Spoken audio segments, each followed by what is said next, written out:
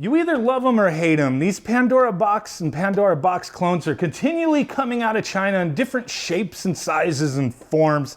And today we're going to be taking a look at this one. It is kind of unique.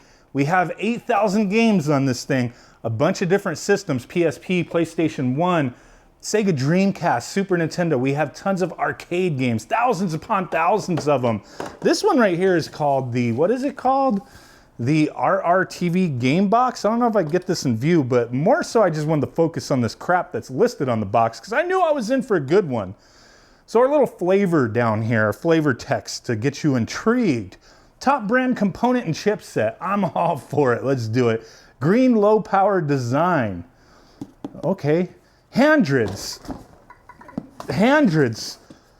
of classic arcade games. Super high video resolution. I wouldn't want it any other way.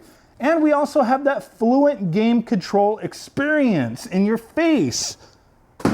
Get out of here, box. So what do we got going on here? Pandora box 18S Pro with 3D games built into it. 3D games are not going to be arcade based. They're going to be PlayStation 1, PSP, and some Dreamcast stuff.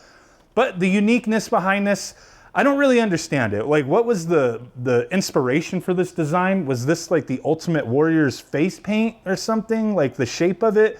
I don't know what the point is here. Is it supposed to be like a controller? Like, is it supposed to be like a really big fat ass DualShock 3 or something?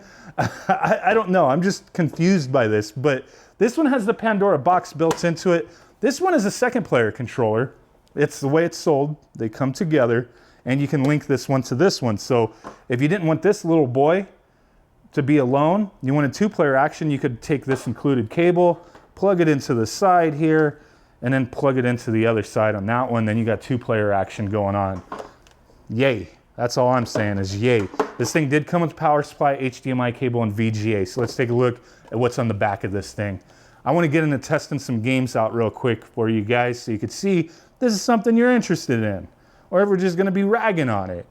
2 USBs for other controllers. Did come with a USB cable. I don't know why, because you can't link the two that way, but it did come with one. Settings button, volume button, does have a built-in speaker in this bish, audio cable out, and VGA, and then our HDMI and power right there. Now the overall build quality of this thing, when I first seen it, I thought, oh man, this thing's going to be metal. It always, you know, these ones that are made, you know, with metal, that always looks like somebody either died or lost a limb putting these things together. But this one and the second player controller, it's actually plastic, very light feeling, including this one with the system in it.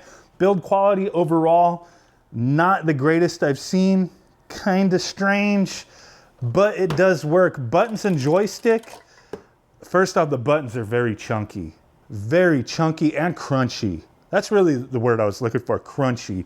These buttons got a crunch to them, like crazily so. So let's just go ahead and test some stuff out. Now, we do have that settings button on the back. Let me just get into it. Just like all the other Pandora boxes I've looked at over the past year or so, I mean, there's really not much changed here.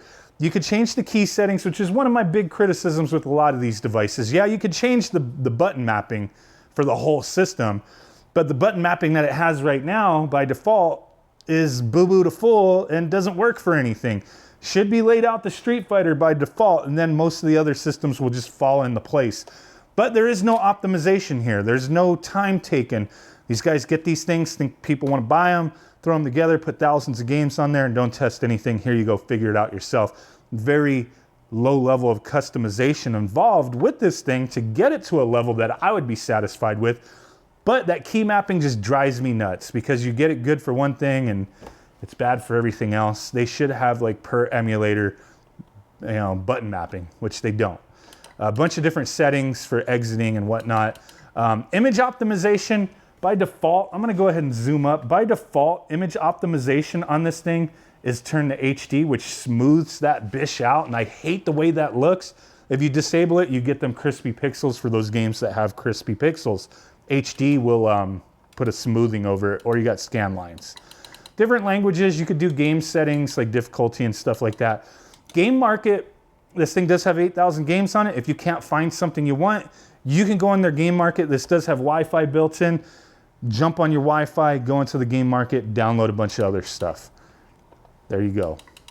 So that's pretty much it. Check for updates. This is pointless because they will never update this thing. There will never be an update. Give me a break. Why even bother putting that there? They're not going to update it.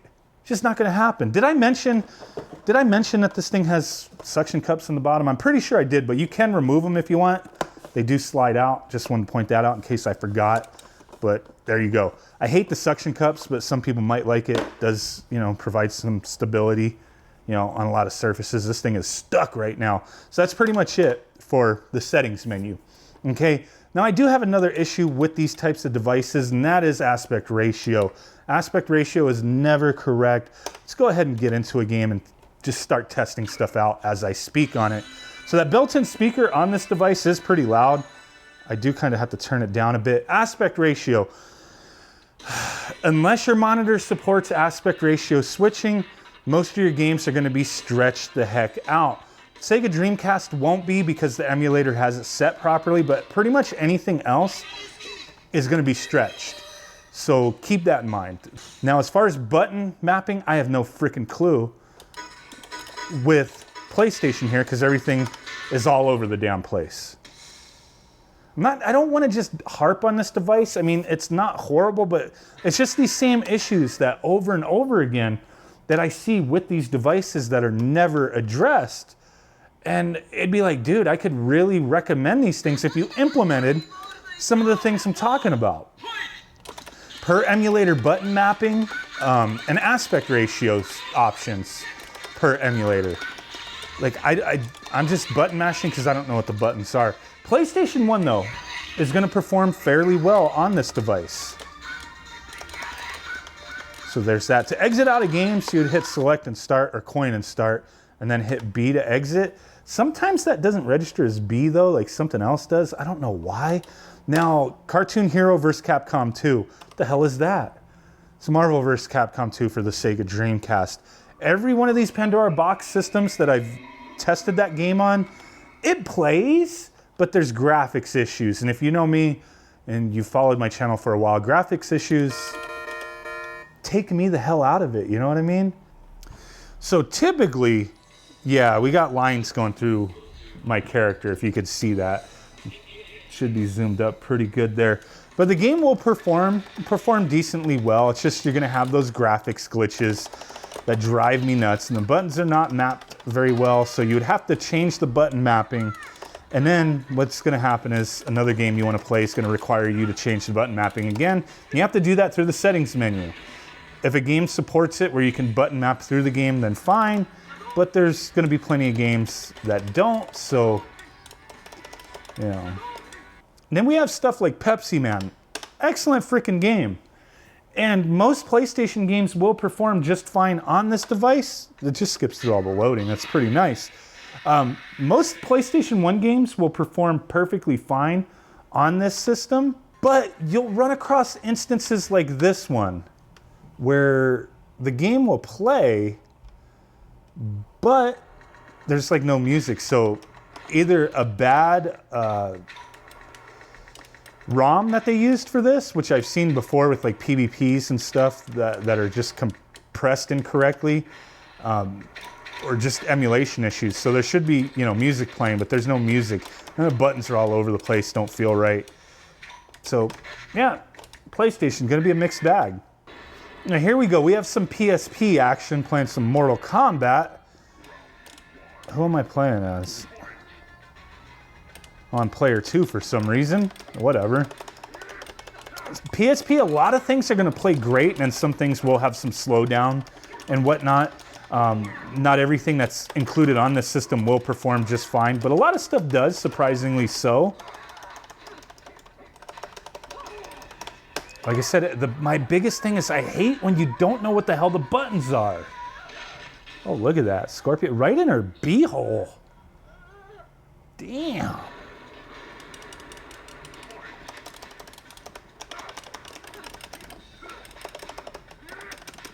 So there was some Mortal Kombat action on PSP, running decently well. Some other games like, okay, Tekken 6, for example, showing for the PSP, that's fine. But sometimes they'll trick you with like the incorrect screen grabs and snaps and make you think it's the arcade version, and it'll show it as like an arcade version. This one doesn't really do that. It's pretty upfront with everything on there. So keep that in mind. Game Boy Advance runs fine. Nintendo 64, this is an interesting one because really to actually play Nintendo 64 on here, I feel like you would need to plug in like an Xbox controller or something else that's actually capable of all the buttons that you need, because with the mapping, I'm not even 100%. I tried changing the mapping on an Xbox controller for this game and I can't get it to work either way. So I'm not sure if there's some kind of quirk to it, but I was surprised when I seen this. I was like, oh wow, like Turok Dinosaur Hunter is looking pretty crispy here and it looks pretty smooth. But then you get into the game and it's like, what can I do here? How do I move, right? You can't freaking move, dude. So who knows how this game performs. There's gonna be a lot of games like this. You can't play with the included controller, with the included setup. I can't move around. I can look around. There's no button here that will allow me to walk around. So I had to point that out. Nintendo 64 is gonna be a mixed bag just like everything else here. A lot of arcade stuff that's gonna perform just fine, but it's always gonna be that aspect ratio problem for me with these things, and the buttons are not mapped properly. So I think this is always a good test, Street Fighter 3 Third Strike, to make sure the audio is on point, that there's no screen tearing and stuttering and whatnot. And for this one, yeah, I think we're fine, but this is not good. Like, it's just not set up for it, so you have to figure that out, reprogram it, and then reprogram the buttons for whatever other system that you're playing.